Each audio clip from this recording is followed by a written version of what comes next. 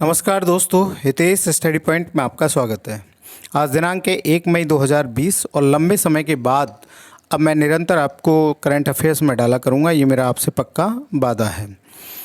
मित्रों, मैं ये कह रहा था कि कभी भी सफलता प्राप्त करने के लिए यदि आप निरंतरता रखोगे तो सफलताएं निश्चितता मिलेंगी, चाहे वो मैं हूँ चाहे वो आप हैं, और हमेशा हम ऊंचाइयों को क्या करेंगे, छुएंगे।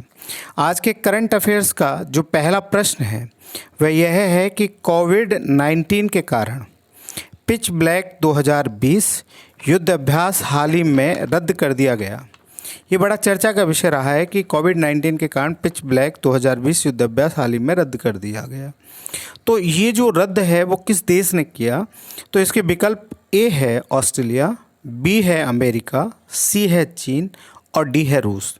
तो इस क्वेश्चन का जो आंसर होगा वो होगा ऑस्ट्रेलिया। ऑस्ट्रेलिया ने हाल ही में कोविड-19 के कारण आपके पिच ब्लैक 2020 जो युद्ध अभ्यास है वो आपके क्या कर दिया, रद्द कर दिया गया। इस युद्ध अभ्यास में भारत भी सम्मिलित होता और ये 27 जुलाई से 14 अगस्त तक आयोजित किया जाता, लेकिन कोविड-19 के प्रभाव के कारण पूरे दुनिया के जो देश हैं वो लॉकडाउन पर हैं। प्रभावित होने के कारण उसे क्या कर दिया गया, रद्द कर दिया गया। अब इसका अगला संस्करण 2020 में आयोजित किया जाएगा। वैसे भारत और ऑस्ट्रेलिया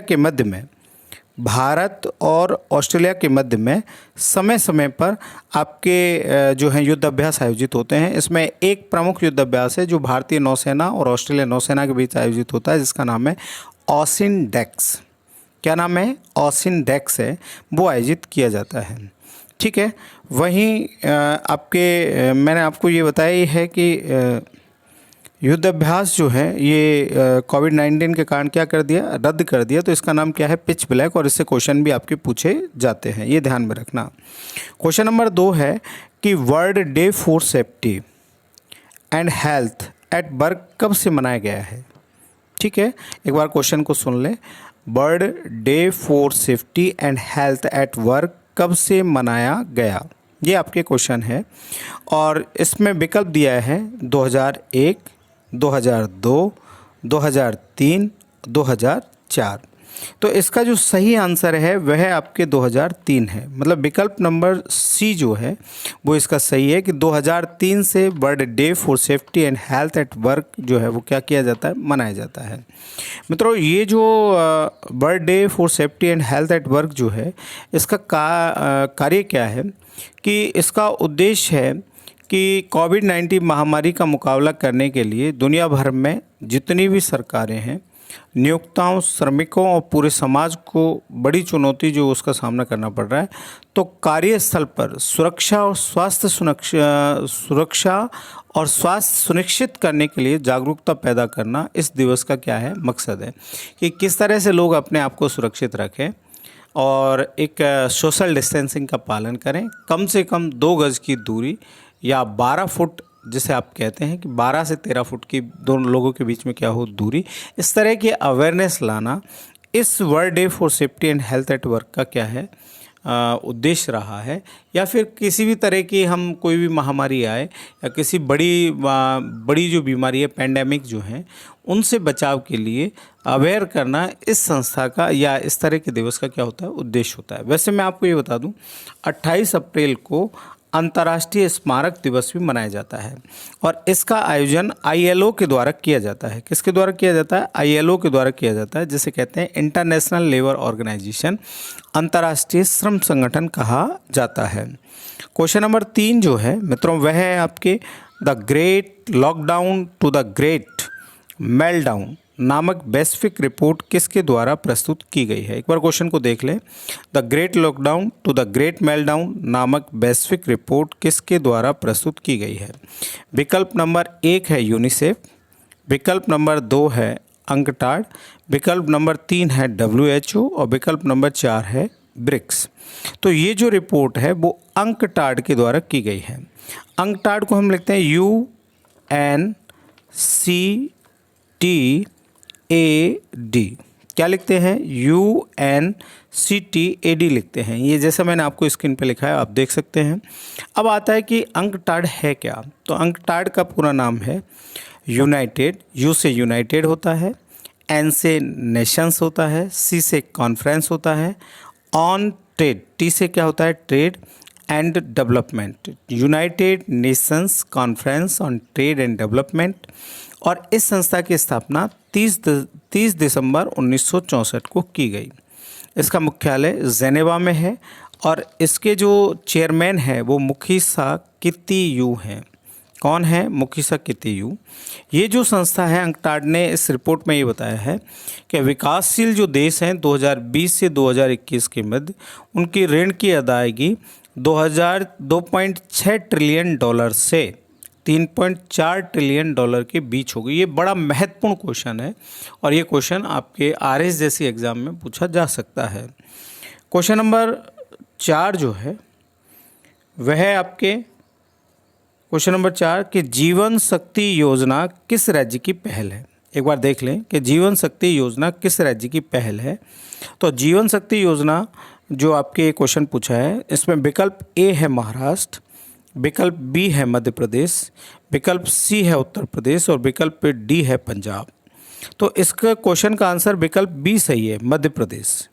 कि मध्य प्रदेश जो है वह जो राज्य है, कौन सा? मध्य प्रदेश। तो इस राज्य में जीवन शक्ति योजना प्रारंभ की गई है और जीवन शक्ति योजना का उद्देश्य क्या है कि शहरी महिलाओं को मास्क बनाने के लिए प्रेरित करना है और उनके बनाए गए मास्क पर वहाँ मध्य प्रदेश की सरकार शहरी महिलाओं को 11 रुपये प्रति मास्क देगी। मान लीजिएगा किसी महिला ने एक दिन में 100 मास्क बनाए तो उसे 1100 रुपये मिलेंगे, 11 के हिसाब से प्रति मास्क के 11 रुपये सरकार देगी। तो ऐसी इस योजना का उद्देश्य है जिससे कि लोगों को आर्थिक जो है इस तरह के जो जीवन यापन कर रहे हैं और ज़रूरतमंद लोग हैं, इस तरह के मास्क बनाकर वो अपनी आय कर सकते हैं। और आज भारत में इस समय कोविड-19 के कारण मास्क की बेहद सख्त ज़रूरत है। तो इस चीज़ को भी बढ़ावा मिलेगा और जो आपके कुटीर उद्योग हैं उनको भी क्या मिलेगा? बढ़ावा मिलेगा। इस योजना का उद्देश्य है। बात आई मध्य प्रदेश की, तो मध्य प्रदेश की राजधानी भोपाल है। मध्य प्रदेश के मुख्यमंत्री वर्तमान में शिवराज सिंह चौहान हैं और मध्य प्रदेश के जो राज्यपाल हैं वो लालजी टंडन हैं। वहीं मध्य प्रदेश के जो वर्तमान में स्वास्थ्य मंत्री हैं वो गृह मंत्री भी हैं, नरोत्तम मिश्रा हैं और इस समय चर्चा में भी है क्योंकि मध्य प्रदेश जो है वो कोविड-19 का हॉटस्पॉट भी बनता जा रहा है। ठीक है, और वहाँ पर इंदौर जो है वो इस समय हॉट स्पॉट के जो प्रमुख शहर हैं उनमें वो आता है। क्वेश्चन नंबर 5 जो है वह आपके मेडिसिन मेकर पावर लिस्ट 2020 किस भारतीय को सम्मिलित किया गया है। मेडिसिन मेकर पावर लिस्ट 2020 में किस भारतीय को सम्मिलित किया गया है। विकल्प नंबर 1 सचिन तेंदुलकर, विकल्प नंबर बी अमिताभ बच्चन, विकल्प नंबर सी किरण मजूमदार शो, विकल्प नंबर डी अनुपम खेर। तो इसका जो सही आंसर है वो सी है, किरण मजूमदार शो। ठीक है, कौन सा है? किरण मजूमदार शो। ये आप देख रहे हैं, ये बिल्कुल सही आंसर है और ये बायोकॉन कंपनी की संस्थापक हैं और इस लिस्ट में ये 6 वर्ष तक रहेंगी। 2015 में इनको सम्मिलित किया गया और ये 2021 तक इस लिस्ट में रहेंगी और ये काफ़ी मतलब महिला उद्यमी हैं और काफ़ी प्रसिद्ध और चर्चित महिला हैं। क्वेश्चन नंबर 6 जो है वह है स्वामित्व योजना किस मंत्रालय के द्वारा प्रारंभ की गई। गृह मंत्रालय, विदेश मंत्रालय, पंचायत राज मंत्रालय और उद्योग मंत्रालय। ये 4 विकल्प आपको दिए हैं, गृह मंत्रालय, विदेश मंत्रालय, पंचायत राज मंत्रालय और उद्योग मंत्रालय। तो स्वामित्व योजना जो है ये पंचायत राज मंत्रालय के द्वारा प्रारंभ की गई है। ठीक है, अब ये जो योजना है इसका शुभारंभ भारतीय प्रधानमंत्री नरेंद्र मोदी ने राष्ट्रीय पंचायत राज दिवस के दिन किया। दूसरी बात यह है कि इसका उद्देश्य क्या है कि नवीनतम ड्रोन सर्वेक्षण तकनीक का उपयोग करके आवासीय संपत्तियों का डॉक्यूमेंटेशन किया जाएगा।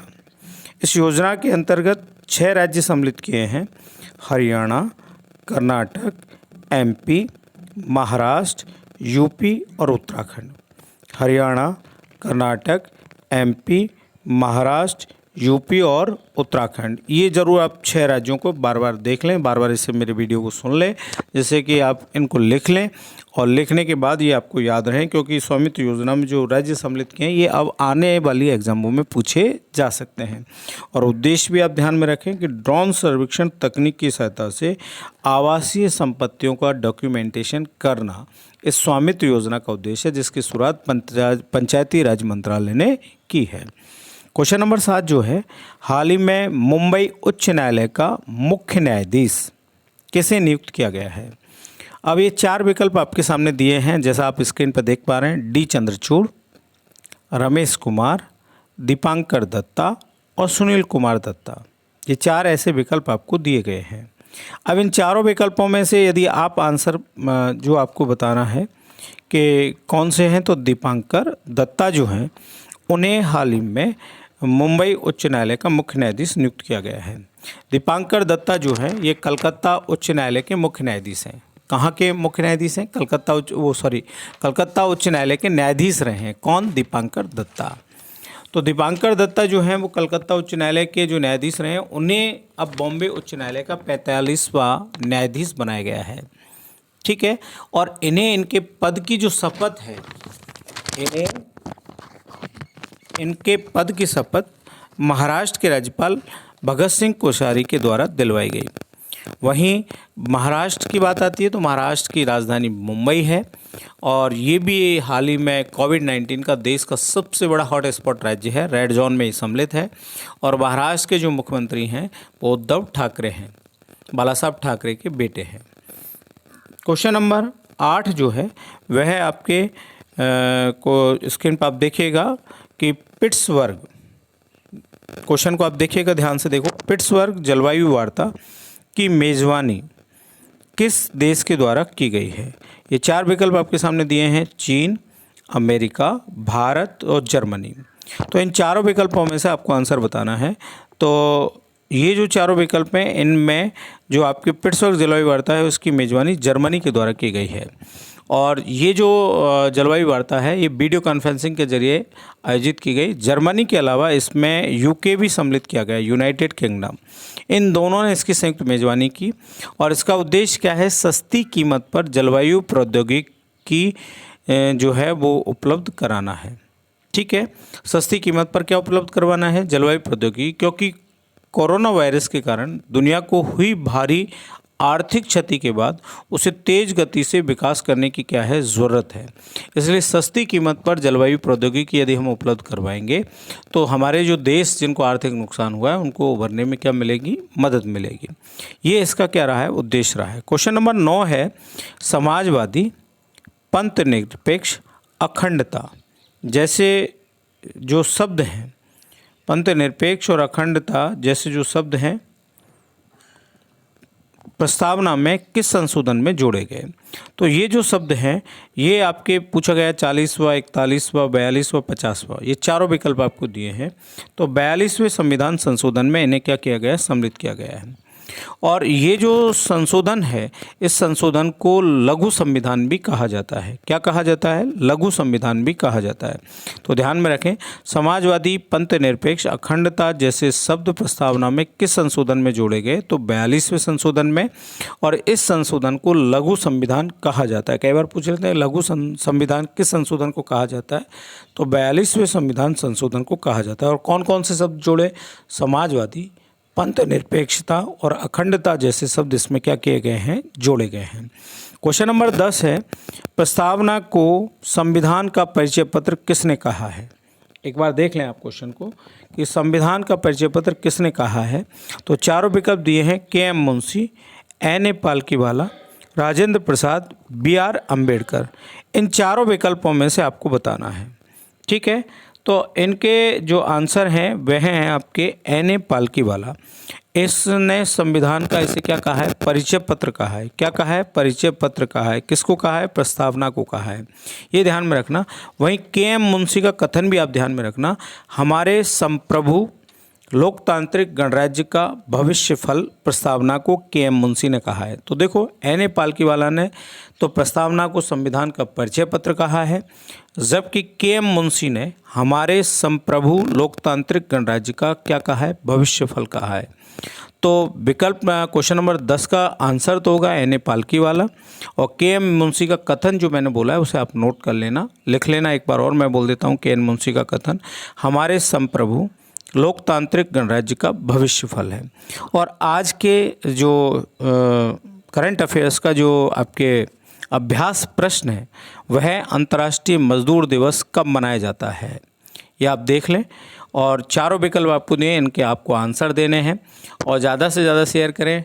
मैं क्षमा चाहता हूं कि मैं लंबे समय के बाद मैं आपको वीडियो डाल रहा हूं, ऑडियो जो वीडियो हैं वो मैं आपको डाल रहा हूं, लेकिन मैं आपसे वादा करता हूं कि अब मैं इसे रेगुलर रखूँगा, क्योंकि पहले मेरे पास टेक्निक खामियां भी थी, काफ़ी परेशानियाँ भी थी, उसके लिए एक्सक्यूज़, लेकिन रेगुलर आपको डाले जाएंगे। और थोड़ा हो सकता है कि स्पीड रही हो लंबे समय के बाद, लेकिन बहुत धीमे धीमे आसानी से जिन्हें आप लिख सको और आपको एग्ज़ाम में ज़्यादा से ज़्यादा फ़ायदा हो, वैसे वीडियो आपको डाले जाएंगे। और अब मैं रीट के 6, 7, 8, 9, 10 के भी क्वेश्चन में डाला करूँगा। उनका PDF भी आपको टेलीग्राम पर हितेश स्टडी पॉइंट के नाम से मिल जाएगा, या हितेश 0331 के नाम से टेलीग्राम पर आप देख सकते हैं। अब आज के वीडियो का जो PDF है वो आपको 5 मई को डाला जाएगा। और अंतर्राष्ट्रीय मजदूर दिवस, ये जो क्वेश्चन है इसके विकल्प 1 मई, 2 मई, 3 मई, 4 मई में से आपको आंसर देने हैं और ज़्यादा से ज़्यादा आंसर आपको कमेंट बॉक्स में लिखने हैं। धन्यवाद।